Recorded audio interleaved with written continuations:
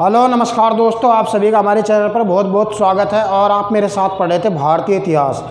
भारतीय इतिहास के अंदर हम पढ़ रहे थे वैदिक समाज। वैदिक समाज के अंदर जो मेरी पिछली वीडियो आई थी उस पर हमने भारत की जो अर्थव्यवस्था थी उस समय की वैदिक समाज के अंदर उस पर डिस्कशन किया था। कृषि के ऊपर मैंने डिस्कशन किया था। और आज हम बात करेंगे वैदिक समाज के अंदर उद्योग धंधे कैसे थे। तो दोस्तों चलो शुरू करते हैं आज की वीडियो। अगर आप हमारे चैनल पर पहली बार आए हैं तो इसे सब्सक्राइब करना ना भूलें। तो दोस्तों चलो शुरू करते हैं आज की वीडियो।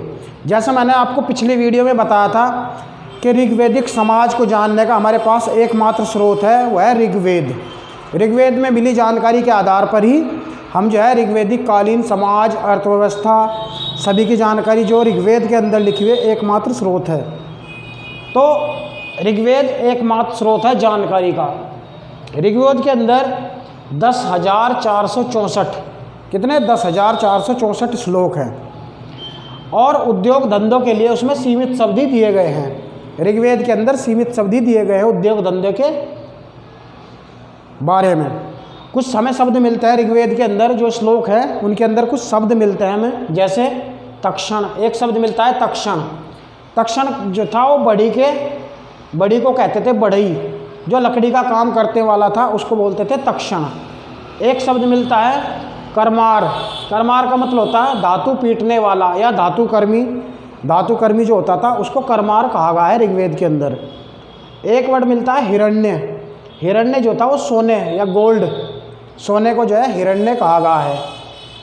अयस तांबे या कांस्य के रूप में प्रयोग हुआ था। अयस्क शब्द जो है वो तांबे या कांस्य को कहा गया है, क्योंकि लोहे का साक्ष्य जो है उत्तर वैदिक काल में है। ऋग्वैदिक काल में जो है लोहे का साक्ष्य नहीं मिलता ऋग्वेद के अंदर।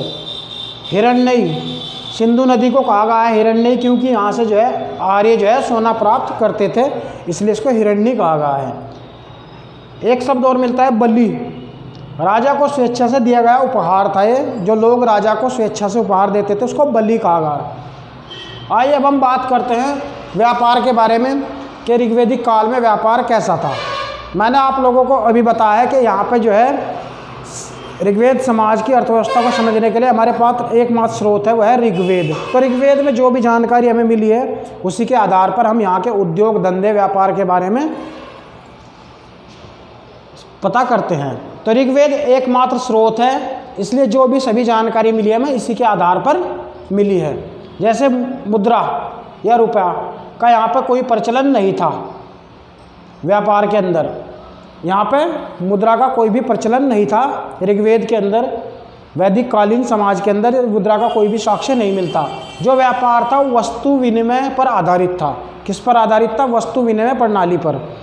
वस्तु विनिमय प्रणाली का मतलब होता है वस्तु के बदले में अदला बदली, वस्तु देकर वस्तु प्राप्त कर लेना। तो क्योंकि रुपया पैसा तो उस समय था नहीं, इसलिए जो लोग थे वो वस्तु के बदले में, जैसे अनाज के बदले में चावल के बदले गेहूँ, गेहूँ के बदले ये, वो आपस में अदला बदली वस्तुओं की करते रहते थे। तो जो वहाँ पे व्यापार होता था वो वस्तु विनिमय पर आधारित था, वस्तुओं की अदला बदली की जाती थी। अर्थव्यवस्था कैसी थी? ग्रामीण अर्थव्यवस्था थी। वहाँ की जो अर्थव्यवस्था थी ऋग्वैदिक समाज की वो ग्रामीण थी पूर्णतः, नगरीय अर्थव्यवस्था नहीं थी। जबकि जो हड़प्पा सभ्यता थी वहाँ जो है नगरीय सभ्यता थी। सिंधु घाटी सभ्यता एक नगरीय सभ्यता थी, और जो ऋग्वैदिक समाज था या ऋग्वैदिक जो अर्थव्यवस्था थी वो ग्रामीण थी पूरी तरह। वो नगरों में नहीं रहते थे या शहरों में नहीं रहते थे। पाणी, मैंने एक शब्द बताया पाणी जो है ये व्यापारी थे। मुख्यतः गाय के चोर होते थे और गायों को चुराकर संपदा के तौर पर उसके लिए व्यापार करते थे। और ये बहुत ही समाज में प्रभुत्वशाली माने जाते थे। लोग इनसे डरते थे क्योंकि उस समय गाय जो है वो संपत्ति थी। जिसके पास जितनी गाय ज़्यादा गाय होती थी ऋग्वैदिक काल में उसको इतना ही ज़्यादा संपन्न समझा जाता था। एक शब्द और मिलता है वैकनॉट। वैकनॉट जो थे वो सूदखोर थे। जैसे आज के समय में ब्याज लेते हैं तो सूदखोर थे। सूद भी वस्तु के रूप में ही रहा होगा, क्योंकि रुपया तो उस समय चलता नहीं था। मुद्रा, टैक्स प्रणाली भी नहीं थी क्योंकि मुद्रा का प्रचलन नहीं था। तो अगर एक क्वेश्चन आता है कि ऋग्वैदिक काल में टैक्स प्रणाली थी, तो नहीं थी। और राजा को जो है वो स्वेच्छा से जो भी उपहार देते थे वहाँ के लोग, उसको बलि कहा जाता था। आर्य जो है वो 3 प्रकार के वस्त्रों का प्रयोग करते थे। अलग अलग ऋतु के लिए अलग अलग कपड़े का यूज करते थे पहनने के लिए। जैसे वास, अधिवास और उष्णीय। जैसे शीत ऋतु के लिए वास, बरसात ऋतु के लिए अधिवास और जो गर्मी की ऋतु थी उसके लिए उष्णीय वस्त्रों का प्रयोग करते थे। एक शब्द और मिलता है नीवी। नीवी ये अंदर पहनने वाले वस्त्रों को कहा जाता था, जो अंदर पहने जाते थे, जैसे बनियान, उसको वहाँ पे ऋग्वेद के अंदर नीवी कहा गया है। तो दोस्तों ये आज की वीडियो थी। हम अपने चैनल पर यूपीपीसीएस 2021, आरओ 2021 और यूपीएससी की तैयारी करा रहे हैं। तो आपको ये वीडियो अच्छी लगे तो हमारे चैनल को सब्सक्राइब करना ना भूलें। इस वीडियो को ज़्यादा से ज़्यादा लाइक करें, शेयर करें। वीडियो देखने के लिए बहुत बहुत धन्यवाद। Thank you so much.